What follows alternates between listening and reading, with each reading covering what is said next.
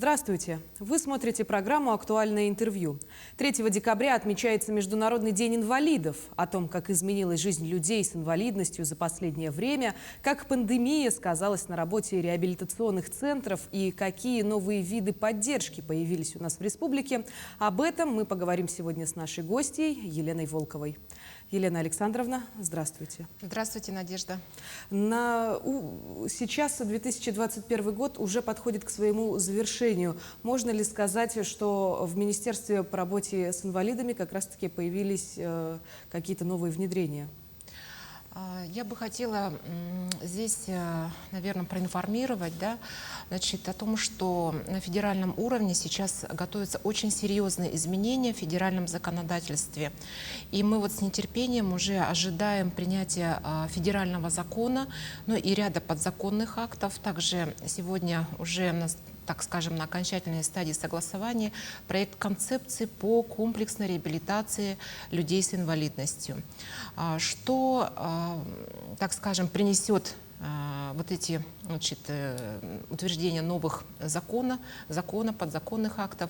Для нас это, во-первых, стандартизация услуг социальной реабилитации, и это внедрение уже понятной для всех системы комплексной реабилитации, основанной на межведомственном взаимодействии всех органов. Это не только социальная защита, это здравоохранение, это образование, культура и так далее. Я бы хотела отметить, что в рамках новых, так скажем, направлений будут введены и расширены перечни социальных услуг, будут введены ассистивные услуги, это персональные услуги по поддержке людей с инвалидностью. Рассматривается сейчас активно вопрос о внедрении сопровождения людей с инвалидностью, а также сопровождаемого проживания людей с инвалидностью. И вот как раз-таки в рамках подготовки к этим нововведениям мы активно приступили к внедрению, так скажем, уже приступили к внедрению этих технологий через реализацию пилотных проектов. И в частности, я бы хотела остановиться в этом году. Для нас очень важный это проект при поддержке корпорации ВЭБ. Нас поддержал и глава республики, правительство республики. Мы начали реализацию проекта по сопровождаемому проживанию людей с инвалидностью, в частности, людей с ментальными заболеваниями. Что такое сопровождаемое проживание? Если коротко, то это стационарозамещающая технология, которая позволит людям с ментальными заболеваниями адаптироваться к самостоятельному проживанию при поддержке социальных работников. И вот у нас уже на сегодня мы заключили соглашение в марте текущего года с корпорацией ВЭБ. У нас работает очень известный исполнитель социальных услуг, это родительская ассоциация родителей детей-инвалидов Санкт-Петербург, ГАОРДИ. И вот как раз совместно в таком проекте уже подготовили помещения жилые, и 12 получателей социальных услуг, которые ранее проживали у нас в специализированных домах-интернатах, соответственно, уже сегодня проходит проект сопровождаемого проживания, получают навыки, так скажем, в условиях самостоятельного проживания при, конечно, поддержке и при сопровождении наших социальных работников. Вот этот проект будет основой для, так скажем, разработки нормативно-правовой базы. И в достаточно короткие сроки мы планируем уже приступить к расширению, так скажем, к расширению данного проекта по объемам, с тем, чтобы привлечь большее количество получателей социальных услуг под данный вид социальной услуги. Помимо этого проекта, можно ли говорить, что появились еще какие-то новые программы, которых ранее не было? Я вот здесь хочу отметить, что у нас очень активное, так скажем, новые направления внедряет благотворительный фонд «Харысхал». Фонд «Харысхал» у нас уже, между прочим, 10 лет реализует свою программу, да, социально ориентированная программа, которая направлена на реабилитацию также детей с инвалидностью и на поддержку родителей таких ребятишек. И вот в рамках этой программы, которая поддерживается также Министерством труда Республики, в этом году значит, реализовано новое направление, новый проект. Это значит, проект «Передышка».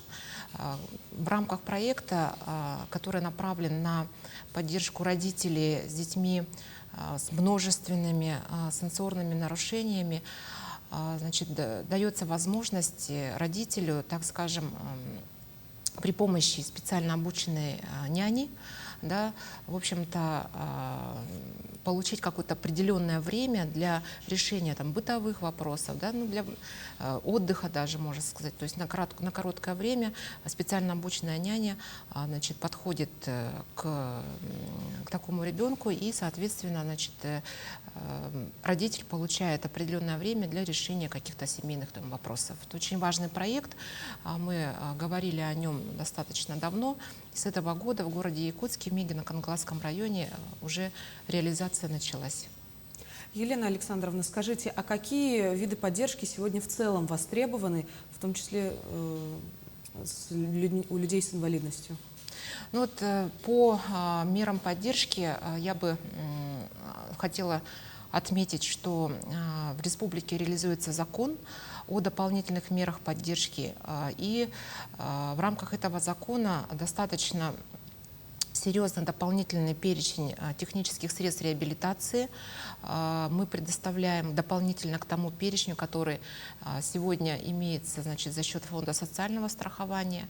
Также, значит, у нас реализуется направление по проезду до мест реабилитации в пределах Республики Саха-Якутия. Да? Значит, также у нас в системе свою деятельность осуществляют реабилитационные центры для взрослых и для детей, вот, которые очень на сегодня являются востребованными. Вот. Между прочим, вы спросили про новые программы. Да? Вообще у нас реализуется с 2012 года программа «Доступная среда». Вот «Доступная среда», в рамках которой обеспечиваются средствами доступности значит, объекты образования, здравоохранения, социальной защиты, то есть приоритетные объекты жизнедеятельности. Вот. Кроме того, да, то есть эта программа продолжается, и за вот этот период оснащено более 400 объектов различными средствами доступности, ну, начиная с пандусов, заканчивая оборудованием внутри помещений, которые позволяют, да, людям, значит, так скажем, более комфортно, да, получать те или иные социальные услуги.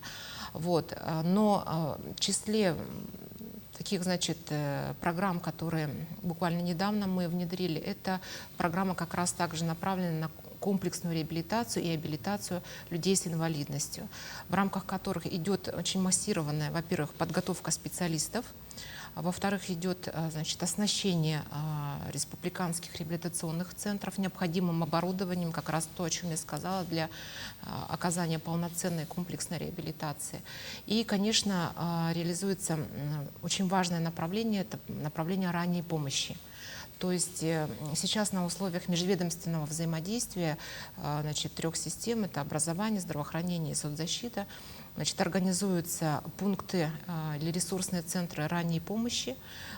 Значит, наша задача такие центры создать по всей республике, которые уже на раннем, так скажем, этапе при выявлении каких-то, значит, нарушений ребенку могли бы оказать полноценную своевременную помощь.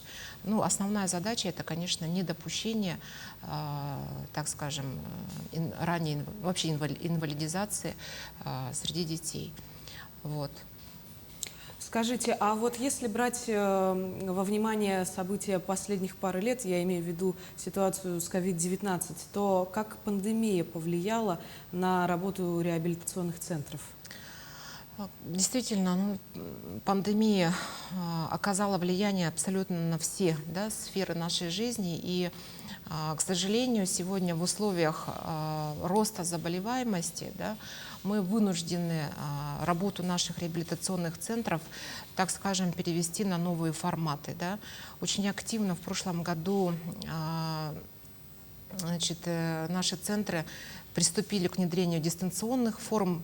В любом случае, это, конечно, направление будет развиваться и дальше. Через дистанционное общение, по крайней мере, наши родители получают новые знания, да, новые навыки по уходу за детьми с инвалидностью. И наши специалисты оказывают сопровождение таких семей. Это что касается новых форм работы. Сейчас реабилитационные центры, детские реабилитационные центры, этот вопрос очень многих волнует, они работают, но с определенными ограничениями. Пока стационарное обслуживание мы сегодня не можем пока открыть, и оно будет открыто при стабилизации эпидемиологической обстановки. Конечно, стационарные отделения они будут открыты. Сегодня реабилитационные центры оказывают услугу, так скажем, амбулаторном порядке в форме дневного стационара. Мы объемы предоставляемых услуг не снизили, даже наоборот их увеличили. Наши дети сегодня приходят, получают услугу. Соответственно, для того, чтобы ее получить, необходимо иметь для взрослых сопровождающих это сертификат о вакцинации, либо в случае, если есть медицинский отвод, то справку об отрицательном ПЦР-тесте, и, соответственно, уже такая семья может получить реабилитационные услуги. И нам известно, что с недавних пор внедрена карта жителей Якутии. Скажите, как ею пользоваться могут инвалиды и какие для них есть льготы по этой самой карте? Я как раз сегодня специально захватила с собой такую карту. Действительно, в этом году реализован этот масштабный, очень интересный проект «Карта жителей Якутии». Да? Карта жителей Якутии может получить сейчас абсолютно любой человек, да, проживающий у нас в республике. Не обязательно это какая-то льготная категория. Любой житель может обратиться на портал Алмаз-Эргенбанка, который является у нас уполномоченным банком по внедрению карты жителей Якутии. Также создан отдельный портал. В любом поисковике можно забить слова «карта жителей Якутии», и портал будет предложен, можно оформить эту карту. Для льготных категорий граждан, в том числе, конечно, для людей с инвалидностью, что дает эта карта? Эта карта дает возможность свободного доступа в те объекты государственной сферы, муниципальные учреждения, где предоставляются социальные услуги с какими-то скидками. На сегодня у нас бассейны, да, спортивные объекты предоставляют услуги существенными, да, скидками для льготных категорий. И если раньше нужно было подходить и, в общем-то, предоставлять, да, достаточно серьезное количество документов, чтобы подтвердить свое право, да, на эти бонусы и скидки, то сейчас с этой картой можно подойти, допустим, в тот же бассейн Чулбон, и при предъявлении этой карты не нужно показывать там удостоверение и так дальше, можно свободно пройти и получить необходимую послугу с действующей скидкой. Да? То есть эта карта — это не просто полноценная банковская дебетовая карта, на которую можно получать меры социальной поддержки, то есть обыкновенная такая банковская карта. Это еще и идентификационное приложение, которое позволяет участникам проекта, это различные, как я уже сказала, организации, предоставляющие социальные услуги, это торгово-сервисные предприятия. И с этой картой, как раз-таки, в которой реализовано идентификационное приложение, можно получать различные значит, бонусы, преференции, скидки и услуги, значит, не подтверждая, так скажем, свое право на бумажном носителе. Это очень важный проект, который направлен на повышение доступности и качества предоставляемых, значит, ну, как мер социальной поддержки, так и социальных услуг. Ну и вот что интересно, значит, с помощью этой карты удалось сегодня реализовать проект по предоставлению субсидированных авиабилетов через авиакомпанию Якутии. Если вы помните, многодетные семьи, вот отцы, значит, вынуждены были обращаться в управление социальной защиты, чтобы получить справку, и при, значит, формировании целого пакета справка, значит, удостоверение многодетной семьи, это свидетельство о браке, о рождении детей. Сейчас только с помощью этой карты можно купить субсидированный авиабилет для многодетной семьи, не подтверждая, не собирая вот эти вот, значит, многочисленные справки. Очень удобный проект, поэтому пожалуйста, на портале значит, карта жителей Якутии можно ее очень свободно, быстро оформить. Благодарю вас, Елена Александровна, за то, что согласились сегодня стать нашим гостем, и спасибо вам за актуальную беседу. Спасибо. Я напомню, вы смотрели программу «Актуальное интервью». Берегите себя. До встречи.